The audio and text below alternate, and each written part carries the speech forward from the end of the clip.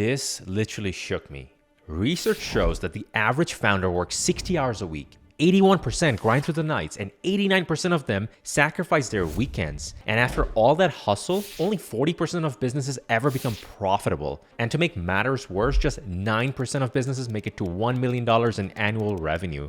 And the craziest part is, most founders take home less than $100K per year, which is less than what they'd be making working for somebody else. So the question I asked myself was, why do so many founders like you and I trade time, freedom, and sanity for something that barely pays off? Is it because we've bought into the myth that endless grind is the only way to succeed? Or is it because we're so caught up in the daily struggle, managing cash flow, putting out fires, and just trying to stay afloat that we forget to ask, is this even sustainable?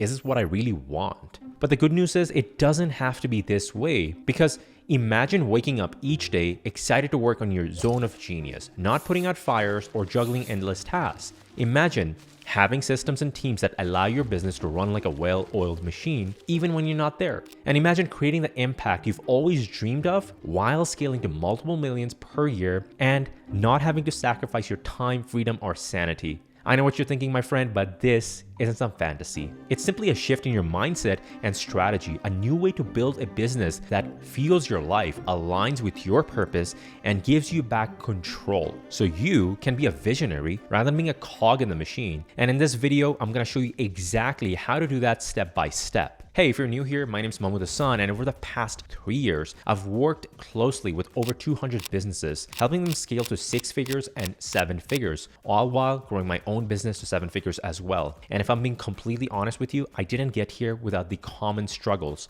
Like so many founders, I spent years trapped in the grind, working harder, sacrificing weekends, and neglecting my well-being because I was chasing the idea that relentless effort would lead to more success. It wasn't until I stepped back, shifted my mindset and strategy, and built systems that aligned with my purpose that everything began to change. Here's the thing, when we start a business, we often have one of two things driving us. Vision. We're inspired by an idea, a passion, a desire for freedom and fulfillment. Survival. We're in a tough spot and need to make something work fast. So let's break these two scenarios down. Scenario number 1, which is the disconnect from vision. You start with a clear vision. You're going to build something impactful, something meaningful, bring an idea to life, or simply to gain more freedom for yourself, right?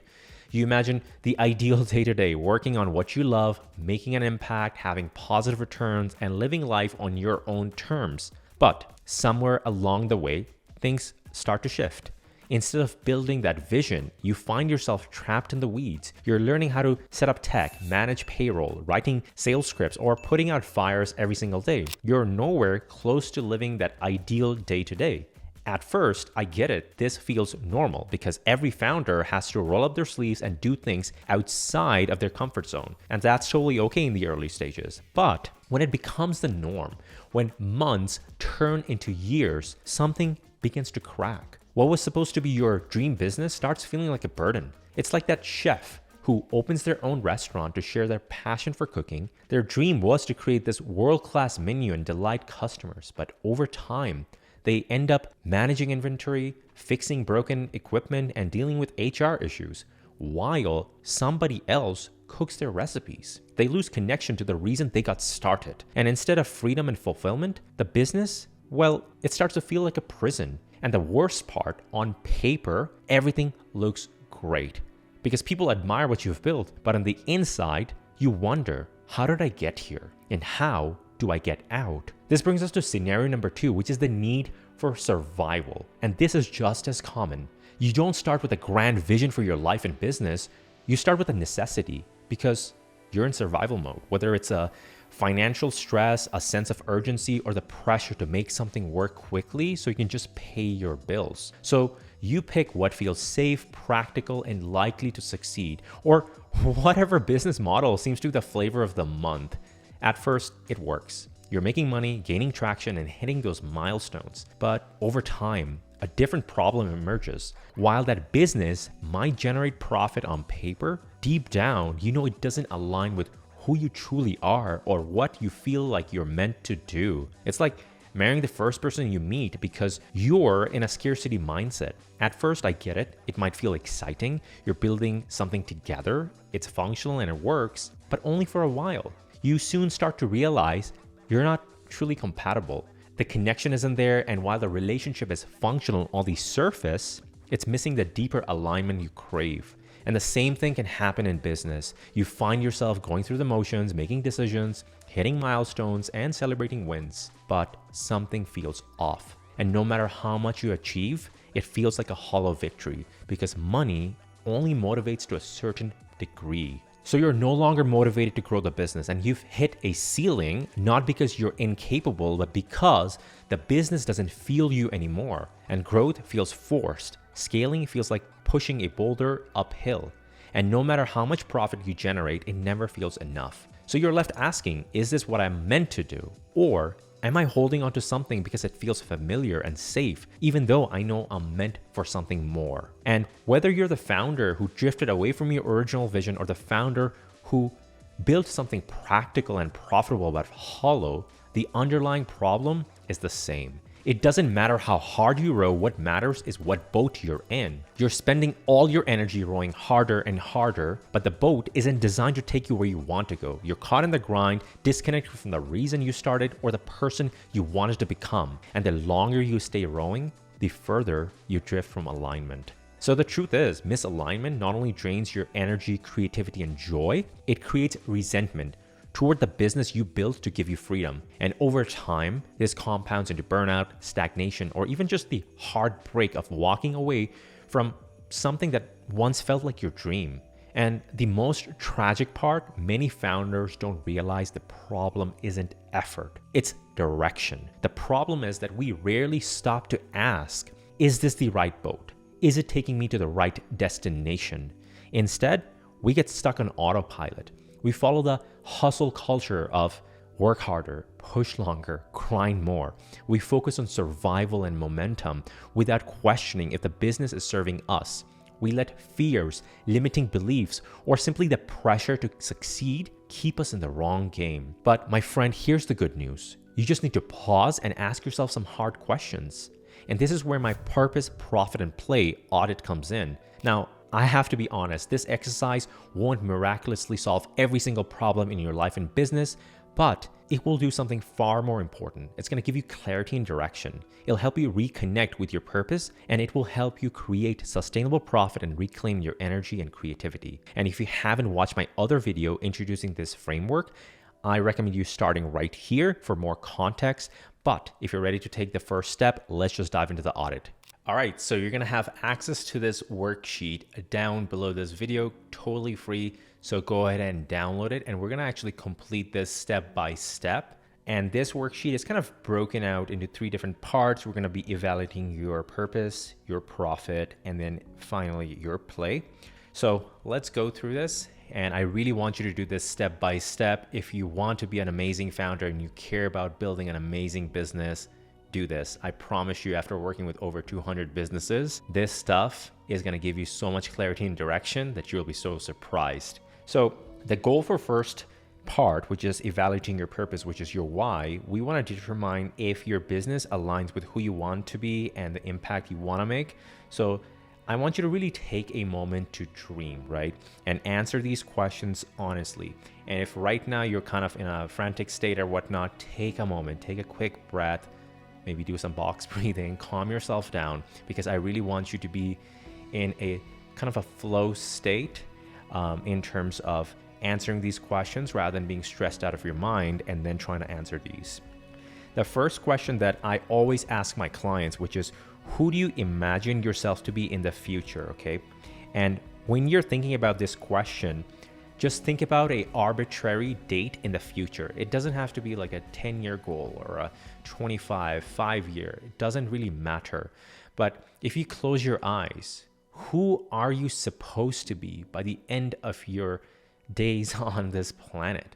What person do you imagine yourself to be? Like, what are you doing on a daily basis? That kind of thing, right? Then once we've identified that future distant version of you that someday you're going to become, I really want you to kind of reverse engineer your 10-year, 3-year, and 1 year and work backwards from that vision. And then, of course, start to create the character of the person you want to become, kind of what values and traits do you want to embody, what kind of impact and legacy do you want to leave behind. This is the most important thing, right? This is going to be like the contributions that you bring to the world. And then, of course, like what do you want to contribute and what do you want people to remember you for, and what will you regret the most at the end of your life? Really think about that question. And now we want to kind of strip back the constraints of money, fear, and limiting beliefs. Like so many of us have certain visions of what we want to do, but then there's a disconnect between that distant reality and then, of course, the current reality. Now, I want you to imagine that you had $10 million cash in the bank, whether that's cash you generated from your own business, or just imagine some VC firm just came and gave you $10 million and said, you know what, we really believe in you as a founder. Do with it as you please, but we want you to use this to create an incredible business. So then the question would be, what would you create? What problems would you solve? What kind of business would excite and fulfill you every single day? Like if money wasn't an issue, what would you do? What are the causes you believe in? What do you think is this burning problem that the world needs to have solved? And why do you want to solve that, right? Then we come down over here. We want to use this as a scorecard to see where you currently are with your current business. So again, on a scale of 1 to 10, 1 being completely misaligned and 10 being, of course, perfectly aligned, look at it as, does your business align with the person you want to become? Just like how we talked about over here, this was the person you wanted to become, right? This is your vision, right?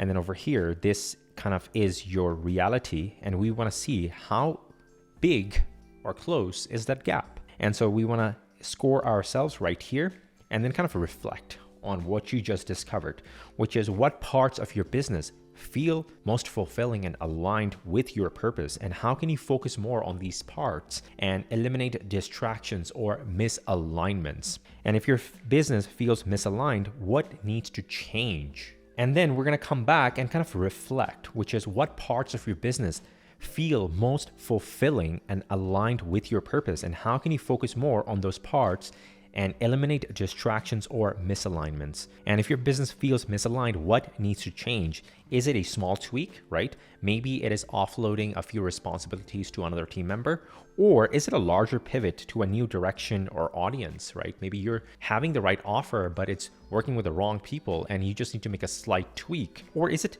trying something completely new that helps connect the dots better? I don't know, but if you reflect, those answers will become very, very apparent for you, right? I've gone through this exact exercise myself, and oftentimes I've found myself doing tasks in the business that I needed to delegate off to another team member, which made me feel more aligned. That could be your case, or it could also be like, hey, I'm in the wrong kind of offer. That's also happened to me, right? I had an agency offer, but just wasn't aligned with it, right? And then I switched over to coaching and consulting again, and that felt way, way more aligned. So sometimes how you package certain things makes a whole world of difference. And after you do this exercise, I really want you to craft out this action plan, which is a small step for alignment. We don't have to make big drastic moves just yet, but I want you to identify simply just one action that you're going to take this week, which is going to help you align your business more closely. Like we kind of talked about, it could be like doubling down on fulfilling projects, brainstorming ideas for a pivot, or just phase out work that feels misaligned. Maybe there's those clients that you absolutely hate working with, or a segment of the market you're like, yeah, I just don't want to work with because they drain me. Figure out how can you phase that out. Now we're coming down to evaluating your profit, your systems. So the goal over here is to understand whether your business can generate predictable profit and operate without you. This is the key thing, right? Without you, because we already talked about it. The goal of the business is to feel your dreams. It's not for you to feel the business. So again, be brutally honest, and sometimes these reflection questions hurt, but honesty is the key, because if you don't reflect and figure out where I am today and how I can take the steps towards bridging the gap towards my vision, I mean, how can you make it work? So Can your business generate profit and fulfill its product service without your direct input? And if it is yes, how long can it run? Is it a day, a week, a month, or is it longer? And if not, what's the biggest gap holding you back? Think about that. Where is it that you're dropping the ball, or where is it that your team is dropping the ball? And what steps do you need to take to start maybe training them, or, you building trust in your team? And when was the last time you stepped away from your business? What happened? If you were gone for 2 months, would your team improve the business, maintain the business, let it fall apart? I was able to go on a vacation to Italy for about 3 weeks. And honestly, my sales team did an incredible job. They performed at the same levels. Everything stayed fine, which was definitely a true blessing, because I was like, dang, my team is actually really, really good. And they kind of stepped up and became better leaders. And when I came back, I was like, wow, there's so much more confidence and clarity. And I could definitely feel that. So would that happen with your team? And you just have to kind of go from there. And are your team members empowered to make decisions, or are you still the bottleneck? Does everything flow through you? Do you have a centralized model of decision making right now? Or is it decentralized because you've trained everybody and you've empowered them and you trust them? And if they are not, I want you to ask yourself, is it because they're not trained, or you just don't trust them? Which one is it? Or it could be both. And do you have repeatable systems in place for marketing, which is consistent lead generation, sales, reliable conversions, and then fulfillment, which is consistent delivery of your product or service, and then operations, which is just running the business smoothly day to day? And I want you to basically go over here and score yourself on a scale of 1 to 10. Where are you in terms of marketing, sales, fulfillment, operations, right? Because you might be, let's say, like a 6 out of 10 marketing wise, sales might be like 2 out of 10, fulfillment might be like 8 out of 10, and then operations might be, 1 out of 10, because everything is just manual, nothing systemized. There's no SOPs or processes in place. And based on these, you want to figure out like, okay, what's my strongest area? What's my weakest area? Oftentimes, founders have this kind of a bias. They double down on what is already their strength because they enjoy that, but they neglect the part that is the weakest, because we often see like some founders are like extremely product based, and they're just like, product needs to be better, and I'm just going to make it even better and world class, while their marketing and sales just gets neglected, right? And there's no CMO in place to handle that marketing. So the business kind of stagnates because there is no revenue coming in consistently to fund the other areas of the business. So I often see there's biases and imbalances in businesses. So you have to figure out what is your bias, what is your imbalance, and how can you start balancing it out a little bit further. And your action plan would be rank and focus, like we talked about, right? We're ranking it over here. Identify your weakest area and focus one improvement to make this week. It could be like documenting a fulfillment process, could be refining your sales script, or just in general, something larger like, hey, we need to decrease our CAC, or it could be something larger like, hey, we need to increase our LTV. And then you now start brainstorming all the different possible ways to do those. And this, my friend, might sound a little crazy, but you need to test your systems. You need to step away for a day and observe what holds, breaks, and thrives, right? You just need to remove yourself from the system if you currently are a cog in it, and then observe what is happening, what questions come up, where are the bottlenecks. And yeah, it's going to be painful, but this is the only way you can evaluate it. And then finally, we're going to go down to part number 3, which is evaluating your play, your energy. We already talked about it because neuroscience definitely proves that we need time away in order to rejuvenate and get our creative juices flowing. This is why some of the best ideas come when you're in the shower, driving, where maybe you're on a hike.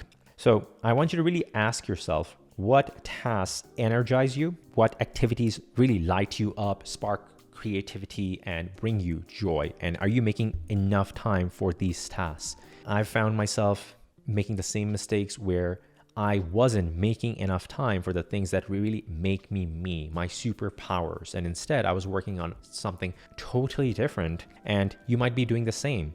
And think about like what tasks really drain you. And which activities leave you feeling exhausted, frustrated, or stuck? And are you holding on to these tasks out of habit, fear, or a lack of delegation? And then look back at your week. What's the balance between energizing and draining tasks? But on the contrary, if it's completely flipped, where 80% of your time is spent on draining tasks, well, no wonder you're not able to really move the needle and be the visionary and work on growth and achieving the big impact that you set out to do. So the balance might explain why you feel stuck. And then again, use a scorecard, rate yourself on a scale of 1 to 10. And we come down to kind of reflection, right? When was the last time you truly stepped away to recharge? And I mean truly, right? I don't mean like, yeah, I take weekends off or I took a day here and there. I really mean like a vacation. And what hobbies or activities bring you joy but haven't made time for recently? And I'll be honest with you, I have at certain points in my career neglected my own well-being, my hobbies like martial arts and things like that, and completely cut them out because I was trying to be more efficient and effective with my time and focus on more revenue generating, high leverage activities, only to realize, well, those were the good inputs that I need in order to be myself. So even though there is no kind of monetary impact, there is a positive emotional ROI that comes out of it. So what are those things for you, and have you been cutting them out? And what small moments of play could you incorporate into your week right now?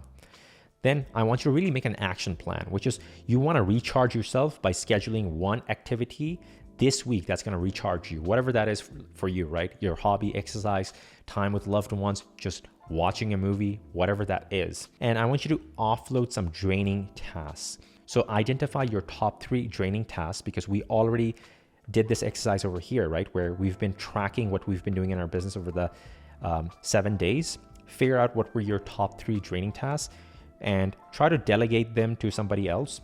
To be honest, you might want to consider like, can I just eliminate it like completely? Like challenge your limiting beliefs. Don't just be stuck in that status quo like, hey, we've always been doing it this way. No, can we just get rid of it? What would happen? Look upstream. Like, why is this even being required, this task, right? And then if you cannot eliminate it, then try to, automate it, and then finally kind of delegate it. And then we come down over here, which is like a weekly play ritual. So pick one activity you want to do every single week to recharge your energy. And it doesn't have to be like for hours and hours. It could just be even taking away 30 minutes, 60 minutes, 90 minutes, whatever. And this is definitely going to help you out. And then a final evaluation. We want to just basically tally up all the different scores, right? Here, here, here, and then kind of look at yourself and your business and see on a scale of 0 to 100, like, where are you? And then of course, ask yourself, what was your biggest takeaways from this exercise? What area needs the most attention right now? Is it purpose? Is it profit? Is it play? And what's one action you will take to improve your alignment in those areas? If this video resonated with you, know that you're not alone. I've been there, and so many countless other founders who've probably felt trapped in the grind. But the truth is, you don't have to stay stuck. You have the power to design a business that fuels your life, aligns with your purpose, and allows you to make the impact you've always dreamed of. And it all starts with taking some tiny yet bold steps. And that's exactly what that audit was supposed to do. So if you found value in this video, please hit that subscribe button so you don't miss the next video. And I'm going to be sharing everything that I've learned to help founders like you build businesses that scale with purpose, profit, and play. And my friend, if you know a founder who needs to hear this, please send this video to them, because together we can rewrite what it means to be a successful founder, one that thrives, not just survives. Thanks for watching, and I'll see you in the next video.